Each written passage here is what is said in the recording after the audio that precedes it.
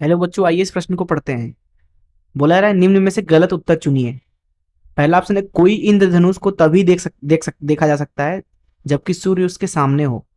दूसरा ऑप्शन है इंद्रधनुष विक्षेपण, अपवर्तन तथा परावर्तन के संयुक्त प्रभाव से बनता है। तीसरा ऑप्शन है जब प्रकाश किरणें के जल की बूंद में दो आंतरिक परावर्तन होती हैं तो द्वितीयक इंद्रधनुष बनता है। चौथा ऑप्शन है द्वितीयक इंद्रधनुष में रंगों का क्रम उल्टा होता है। आइए हम इस प्रश्न की मुख्य अवधारणा की चर्चा करें। मुख्य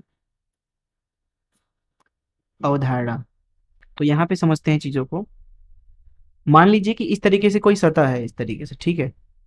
एक ऐसा सतह है जो दो माध्यमों को अलग करता है। ऊपर अलग माध्यम है, नीचे दूसरा कुछ माध्यम है। एक प्रकाश की किरण इस पे अगर इस तरीके से आपतित होती है तो यहाँ पे क्या होगा, प्रकाश का अपवर्तन होगा। तो कुछ हिस्सा प्रकाश जो है नीचे चला जाएगा और कुछ हिस्सा यहाँ पे परावर्तित हो जाएगा। और ऐसा सदैव होता है, कुछ हिस्सा तो जरूर परावर्तित होगा। और अपवर्तन में ये अभिलंब की दूर हटेगा या अभिलंब के पास जाएगा, ये निर्भर करेगा यहाँ पे अपवर्तनांकों के मान पे। तो मान लीजिए इस तरीके से किरण यहाँ पे निकली, तो जो परावर्तित किरण है उसको हम आर से प्रदर्शित कर देते हैं और जो अपवर्तित किरण है उसको आर डैश से। और ऐसा सदैव होता है। अब हम यहाँ पे समझते हैं कि इंद्रधनुष जो होता है वो बनता कैसे है। उसके पहले हमें समझना पड़ेगा श्वेत प्रकाश प्रकाश के विक्षेपण के बारे में। देखिए मान लीजिए इस तरीके से कोई एक प्रिज्म है, अगर इस तरीके से यहाँ पे थीटा कोण मान लीजिए, इसके ऊपर अगर आप श्वेत प्रकाश इस तरीके से आपतित कराते हैं तो यहाँ पे क्योंकि अलग अलग रंगों के लिए अपवर्तनांक अलग अलग होता है, इसलिए सभी का विचलन भी अलग अलग होता है। इसके कारण जो प्रकाश होती है वो अपने विभिन्न रंगों में विभाजित हो जाती है इस तरीके से। और इस विभाजन की प्रक्रिया को बोलते हैं प्रकाश का वर्ण विक्षेपण।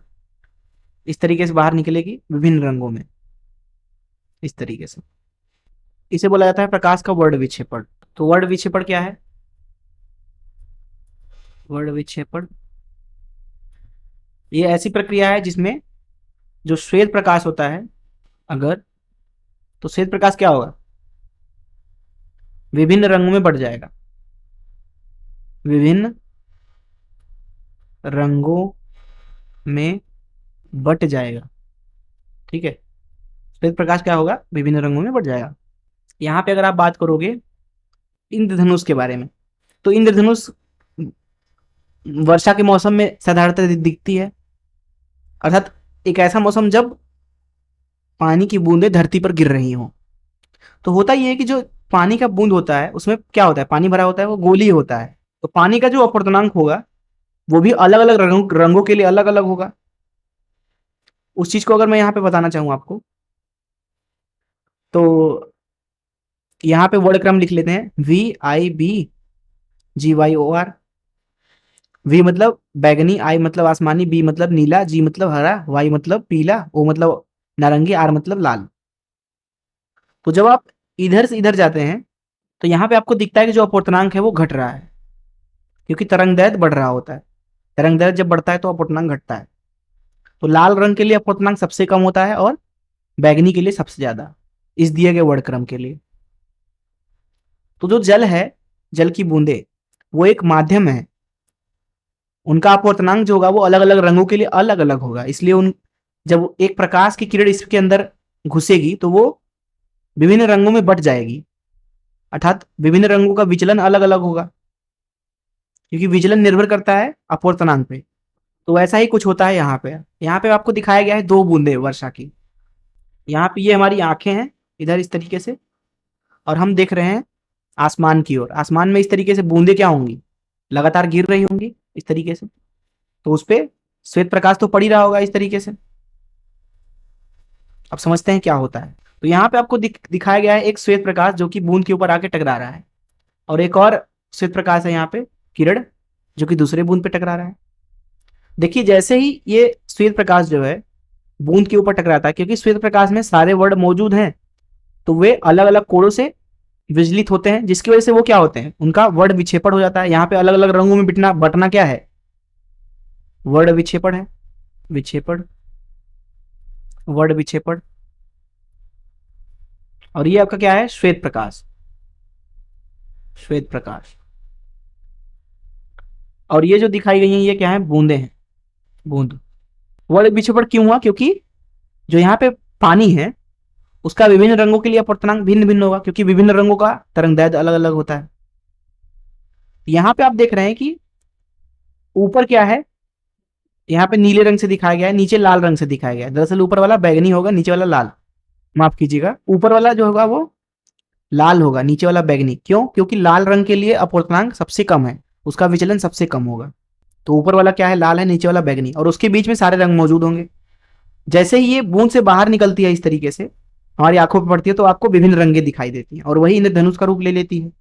इस तरीके से बनने वाले इंद्रधनुष को बोला जाता है प्राथमिक इंद्रधनुष। प्राथमिक इसलिए क्योंकि यहाँ पे आप देख रहे हैं कि केवल एक बार परावर्तन हो रहा है।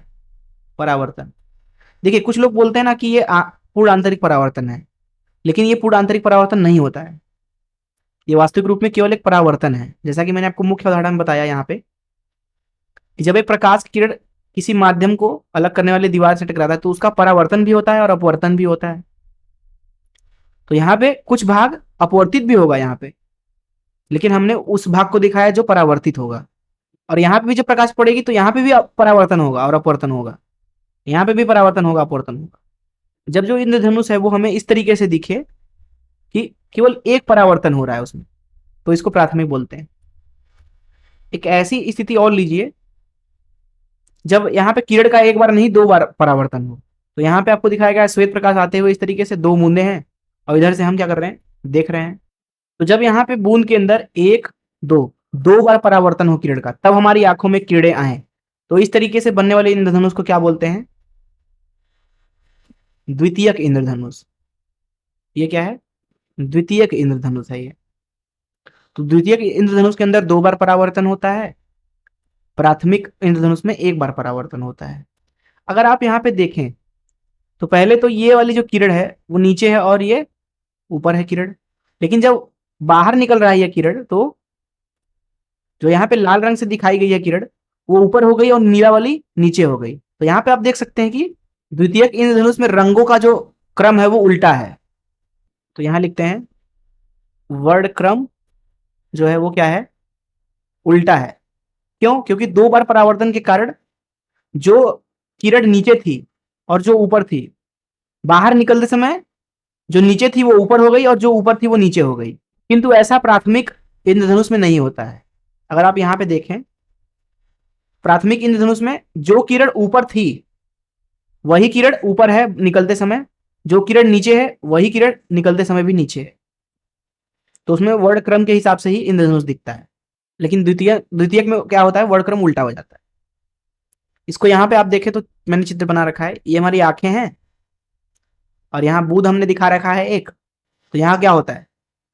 पहले तो विक्षेपण होगा किरण का, विभिन्न रंगों में बढ़ जाएगी, फिर परावर्तन होगा, फिर क्या होगा? अपवर्तन होगा, और हमारी आंखों में जाएगा किरण तो हमें क्या दिखेगा? इंद्रधनुष दिखेगा। अब ध्यान से देखिए, अगर ये सूरज जो है वो इधर होता तो किरणें परावर्तित होकर इधर आती, लेकिन अगर सूरज इधर है तो किरणें परावर्तित होकर इधर आ रही है। तो इंद्रधनुष दिखे उसके लिए जरूरी है कि सूर्य जो है वो आपके विपरीत दिशा में हो। तो अगर इन मुख्य धारणाओं से हम अब प्रश्न को हल करें तो देखिए, प्रश्न के प्रथम भाग में पूछा जाता है कि कोई दर्शक इंद्रधनुष को तभी देख सकता है जब सूर्य उसके सामने हो।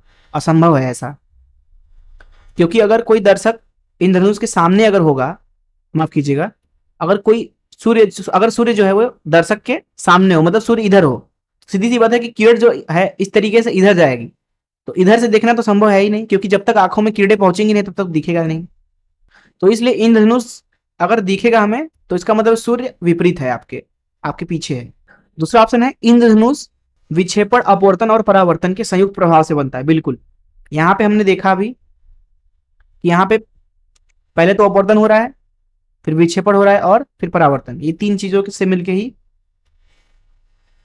इंद्रधनुष बना है, तीन प्रक्रियाओं से। तो यह कथन तो सही है।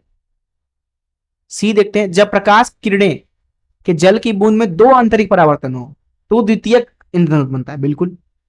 चौथा ऑप्शन है, द्वितीयक इंद्रधनुष में रंगों का क्रम उल्टा हो जाता है। सही बात है, क्योंकि दो बार परावर्तन की वजह से जो किरण नीचे है वो ऊपर हो जाती है और जो ऊपर है वो नीचे हो जाती है। यहाँ पे मैंने आपको समझाया, इसलिए यहाँ पे ए ऑप्शन सही हो जाएगा, क्योंकि यहाँ पे गलत कथन चुनने को बोला गया था। मैं आशा करता हूं कि आपको इस प्रश्न का हल जरूर समझ में आया होगा। धन्यवाद।